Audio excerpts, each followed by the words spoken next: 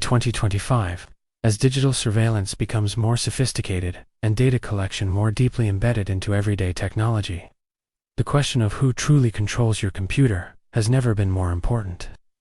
Most operating systems today are built around convenience, cloud integration, and proprietary ecosystems, but often at the cost of user autonomy, transparency, and privacy.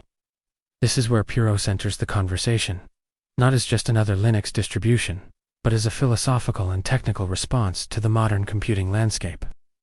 PureOS is designed from the ground up to prioritize user freedom, privacy, and ethical software practices, offering an experience that feels increasingly rare in today's technology world.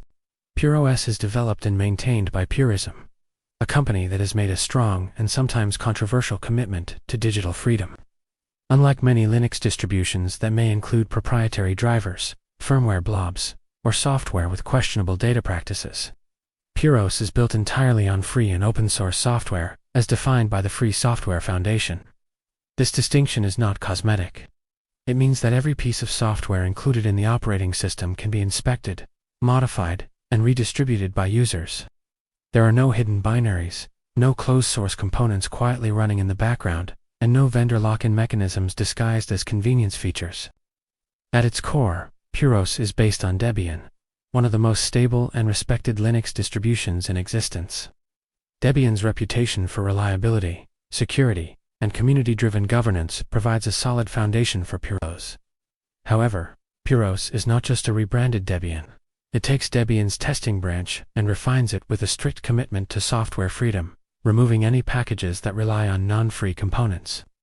This process requires constant effort, as new software versions often introduce dependencies on proprietary code, but it is central to PureOS's identity. The user experience of PureOS in 2025 is intentionally minimal, calm, and focused. It uses the GNOME desktop environment, but with thoughtful customizations that remove unnecessary distractions and telemetry. The interface is clean and modern, yet avoids trends that prioritize aesthetics over usability. Animations are subtle, settings are clearly organized, and the overall feel is one of quiet competence, rather than flashy design. This makes PureOS approachable for new users, while still appealing to experienced Linux enthusiasts who appreciate a system that stays out of their way. Privacy is where PureOS truly distinguishes itself. From the moment the system boots, it avoids making unsolicited network connections. There is no automatic telemetry sent to developers, no background analytics services, and no default integrations with cloud platforms that harvest user data. Even system updates are handled transparently, with clear information about what is being installed and why. For users accustomed to mainstream operating systems that constantly communicate with remote servers, this alone can feel like a radical shift. PureOS also takes a strong stance on web privacy by including carefully selected default applications. The default web browser is a modified version of Firefox, configured with privacy-respecting settings and search engines that do not track users. Third-party cookies are restricted, fingerprinting protections are enabled, and invasive features are disabled by default. This means that even users who are not privacy experts benefit from a safer browsing experience, without needing to install dozens of extensions or tweak advanced settings. Another key component of PureOS's privacy model is its approach to software distribution.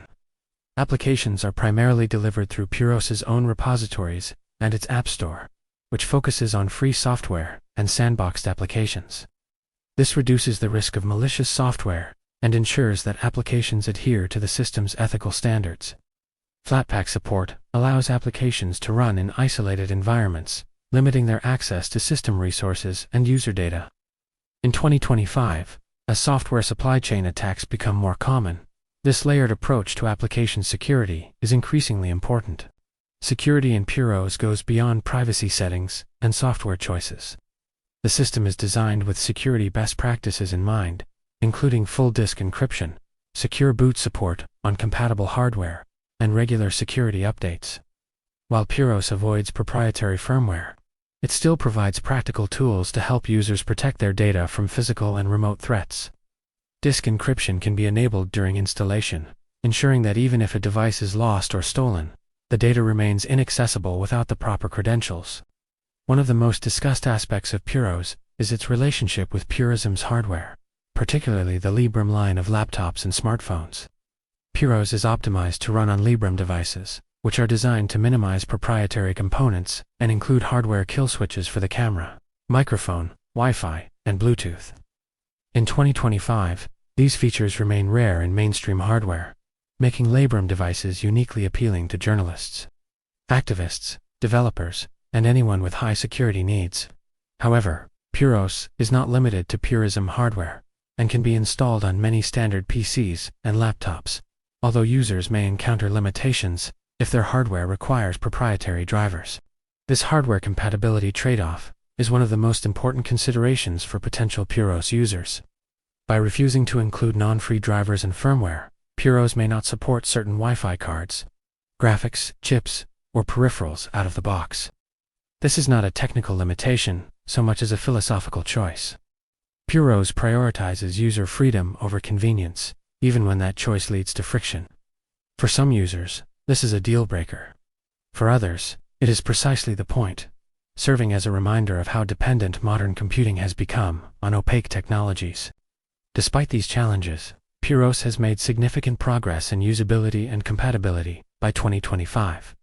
Community documentation is extensive. Installation has become more streamlined, and common tasks are well supported through graphical tools. The operating system does not assume deep technical knowledge, even though it encourages users to learn and understand how their system works. This balance between accessibility and empowerment is one of PureOS's greatest strengths. From a philosophical perspective, PureOS represents a rejection of the idea that technology must be exploitative to be effective. It challenges the normalization of surveillance capitalism and asserts that users have a right to control their digital lives. This philosophy is reflected not just in the software itself, but in how the project is governed. Development decisions are influenced by community feedback, ethical considerations, and long-term sustainability, rather than short-term profit motives. In practical daily use, PureOS feels stable and predictable.